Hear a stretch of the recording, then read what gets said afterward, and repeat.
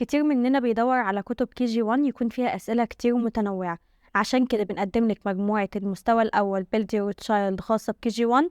هتبدأي فيها مع طفلك، فيها كلمات كتير وأسئلة كتير ومتنوعة بتساعد الطفل على تثبيت الحرف والأرقام، وهي مكونة من عربي، حساب، English، Math. بعد كل حرف هتلاقي فيه تدريب، وبعد كل 5 حروف هتلاقي فيه امتحان، وبعد كل 10 حروف هتلاقي فيه امتحان كبير، وهكذا إلى نهاية الكتاب. بنختم بامتحان كبير شامل كل الحروف من الألف لحد الياء، مع شهادة تقدير بعد ما الطفل بيجيب الدرجة النهائية في الامتحان، وبنحط فيها صورة الطفل والتقدير بتاعه واسمه.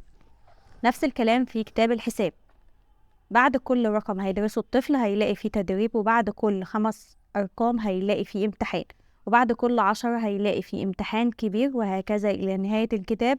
بنختم بامتحان كبير الأرقام من 1 لحد 20، وشهادة تقدير للطفل فيها صورته، تحط صورته واسمه والتقدير بتاعه.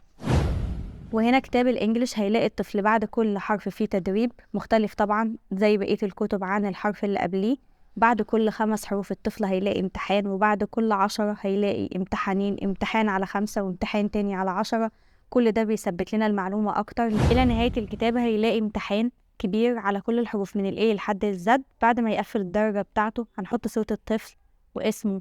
وده كتاب الماس، هيلاقي الطفل بعد كل رقم تدريب مختلف طبعا عن الرقم اللي بعديه، بحيث ان الطفل ما يبقاش عنده اسطمبة واحدة من الأسئلة.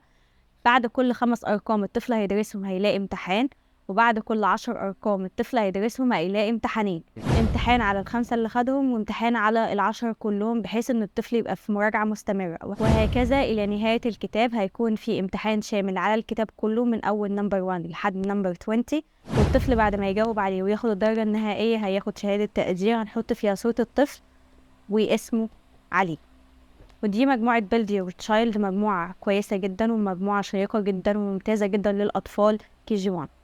وزي ما انتوا شايفين كده جودة الطباعة حلوة جدا، والألوان فيها ظاهرة جدا، والصور فيها جميلة جدا.